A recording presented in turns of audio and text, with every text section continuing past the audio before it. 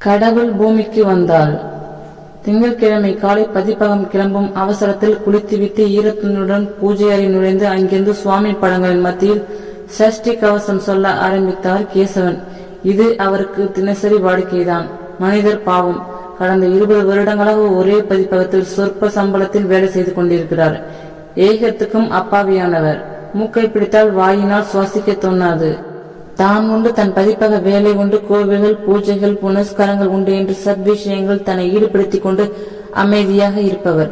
தீநகர் முட்டுச்சந்து ஒன்றில் 600 ரூபாய் வாடகையில் மனைவி மகளுடன் குடியிருப்பவர். ஒரே பெண் நப்பின்னையை பிகாம் வரை படிக்க வைத்தார். அவள் பார்ப்பதற்கு லட்சணமாக இருப்பாள். கேசவனின் ஒரே வேண்டுதல் அவளுக்கு ஒரு நல்ல இடத்தில் திருமணம் செய்து வைக்க வேண்டும் என்பதுதான்.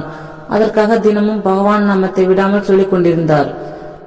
அன்றும் அப்படி பூஜை அறையில் பகவான் நாமத்தை உரத்து சொல்லிக் கொண்டிருக்கும் போது திடீரென ஒரு கடவுளின் புகைப்படம் அசைந்து கொண்டிருந்தது. கேசவன் சற்று பயந்தாலும் மனப்பிரமையாக இருக்கும் என அந்த அசைவை ஒதுக்கிவிட்டு மேலும் சஷ்டி கவசத்தை தொடர்ந்தார். அடுத்த நொடியில் அசைந்து கொடுத்த கடவுளின் படம் உயிர் தெழுந்து வெளியே வர கேசவன் விக்கித்து போனார். நீங்க என்று வார்த்தைகள் வெளிவராது கடவுளை பார்த்து பயந்தார். கடவுள் உஷ் என்று தன் உதட்டில் ஆட்காட்டி விரலை வைத்து கேசவனை அமைதிப்படுத்தினார். நான் நேரில் வந்ததை யாரிடமும் உளறி கொட்டாதே. உன்னுடைய நேர்மையையும் பக்தியையும் பார்த்துதான் நான் நேரில் வந்தேன். நப்பினை இன்றிலிருந்து 9 மாதத்திற்குள், அதாவது 270 நாட்களுக்குள் நல்லபடியாக திருமணம் நடக்கும். கவலைப்படாதே. இத பார், தினமும் இந்த வெண்கல மணி எடுத்து பூஜை செய்கிறாயே, இந்த மணியின் உள்நக்கை உனக்கு எத்தனை ஆயிரங்கள் பணம் வேண்டுமோ அதை மனதில் நினைத்து கொண்டு தடவினால் அத்தனை ஆயிரங்கள் கொட்டும். உன் மகளின் திருமணத்திற்காக இந்த மணியை தடவி தடவி 1000 ரூபாய் நோட்டுகளாக அடுத்த 9 மாதங்கள் 10 கோடி வரை நீ எடுத்துக்கொள்ளலாம். ஆனால் அந்த 10 கோடியையும் உன் மகளின் திருமணத்திற்காக மட்டுமே நீ உபயோகிக்க முடியும். திருமணத்தை காரணம் காட்டி அனைத்தையும் நீ செலவழிக்கலாம். சொத்து வாங்குவதோ அல்லது வேறு ஒருவருக்கு கொடுத்து வைப்பதோ நடக்காது. நீ 10 கோடியையும் திருமணம் என்கிற காரணம் காட்டிதான் தாம் தூம்னு செலவழி நான் குறுக்கிட மாட்டேன்.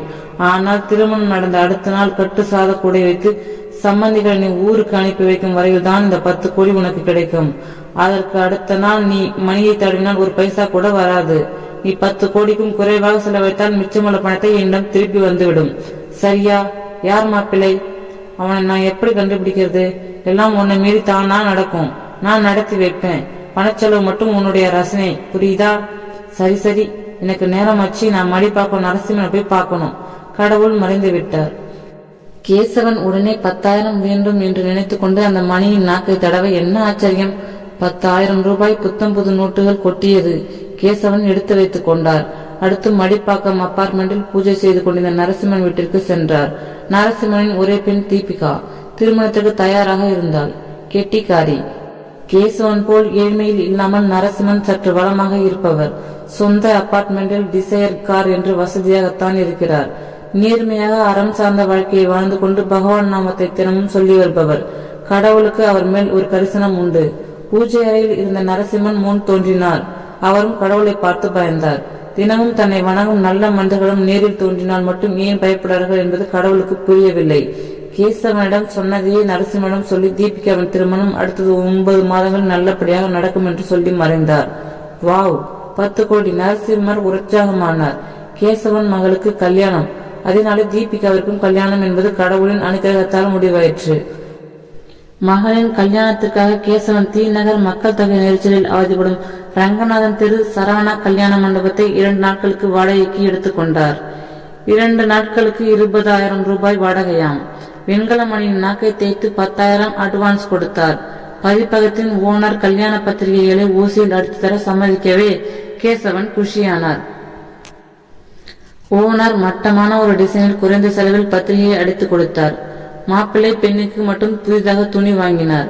உறவினர்கள் அனைவரும் திரண்டு ரயிலில் வந்தனர். கேசவன் வீட்டிலேயே தரையில் படுத்து புரண்டு ஊர்க்கதை பேசி திருமணம் முடிந்தவன் கிளம்பி சென்றனர். கேசவனுக்கு மொத்த கல்யாண செலவே 1,20,000 தான் ஆனது. கடவுளுக்கு நன்றி சொன்னார். நரசிம்மன் சமத்து சாமர்த்தியம் மிக்கவர்.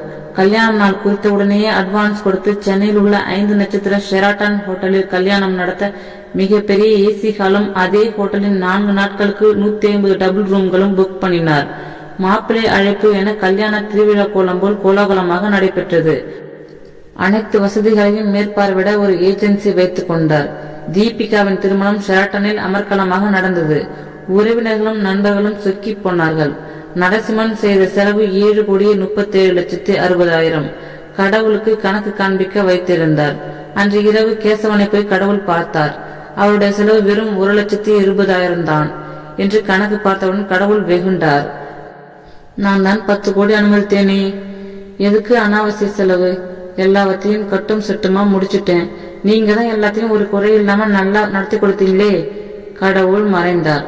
அடுத்து மடிப்பாக்கம் நரசிம்மடம் சென்ற போது அவர் கடவுளுக்கு எக்ஸல் ஷீட்டில் பிரிண்ட் அவுட் எடுத்து கொடுத்தார். 7 கோடிக்கும் மேல் செலவு செய்த நரசிம்மரை பார்த்தார்.